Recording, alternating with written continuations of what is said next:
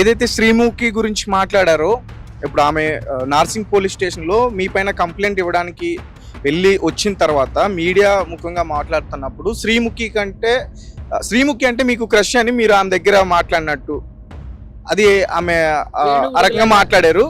తర్వాత మీరేమో కాదు అన్నారు నిన్న పంజాగుట్ట పోలీస్ స్టేషన్ దగ్గర. కానీ మీరు సోషల్ పోస్ట్ ఛానల్ ఇంటర్వ్యూలో ఇచ్చినప్పుడు శ్రీముఖి అంటే నాకు చాలా ఇష్టం, నేను మీకు తీసి చూపించిన విషయం ఏంటంటే, నేను ఇప్పుడు ఆ అమ్మాయి ఎవరైతే ఉన్నారో ఆమె యాంకరింగ్ ఇష్టం అని చెప్పా. ఈవిడతో చెప్పానా?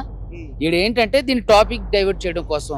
అప్పుడు ఆవిడ కూడా బంజారా బిడ్డే కదా. ఇప్పుడు ఆ బంజారా బిడ్డ కోసం తమ్ముడు ఆమెతో నేను అనలా, మళ్ళీ నువ్వు ఇది తీసుకొచ్చి పెట్టి మళ్ళీ దీని తమ్ముడు ఈ రోజు మీ గురించి ఇన్స్టాగ్రామ్ కావచ్చు, ఫేస్బుక్ లో కావచ్చు, ఇటువంటి వీడియోలు వైరల్ అవుతున్నాయి. అయితే నేనేమంటానంటే, ఇప్పుడు తమన్నా సింహాద్రి ఉంది కదా, తమన్నా సింహాద్రి నాకు ఫ్రెండ్. ఆవిడ హేమా గారు వేసినటువంటి డిఫమేషన్ సూట్ లో తమన్నా సింహాద్రి గారికి నేనే అడ్వకేట్ని.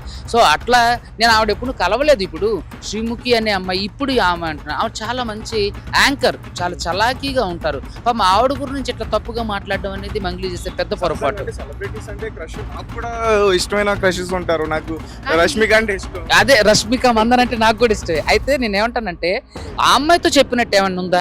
సో ఈవిడ ఏదైతే అలిగేషన్ చేస్తుందో అవన్నీ కూడా ఒట్టి బూటకాలు, కేసుని డైవర్ట్ చేయడం కోసం చేస్తుంది. అక్కడ వరకు ఎందుకు, ఆవిడ ఎంత ఇన్ఫ్లుయెన్స్ లేకపోతే పోలీసులతో 30-40 మంది పోలీసుని చుట్టూ పెట్టి ఎటువంటి ఆల్కహాల్ తీసుకొని నన్ను బదనాం చేయాలని ప్రయత్నం చేసి ఈ కేసుని డైవర్ట్ చేయాలని చూసి, ముందు మీరు ఇంతకు ముందు కేసు పెట్టడానికి వెళ్ళినప్పుడు చెక్ చేయలేదు, రెండోసారి వస్తున్నప్పుడు చెక్ చేశారు. ఏంటంటే దీన్ని డైవర్ట్ చేయాలి.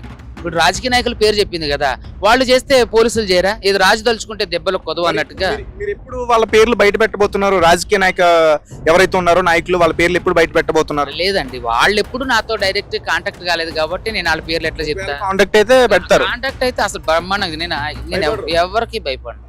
ఈ రోజే కాదు, నేను కేసీఆర్ గారి మీదే, అంటే కేసీఆర్ గారు గవర్నమెంట్ లో ఉన్నప్పుడు కేసీఆర్ గారికి అగేన్స్ట్ గా మాట్లాడు ఆయన, అంటే ఏదన్నా పథకాలకు సంబంధించి ఉన్నప్పుడు అలాంటి పెద్ద ఆయన్నే ఎదిరించడానికి వెళ్ళినప్పుడు వీళ్ళందరినీ పేర్లు చెప్పనా?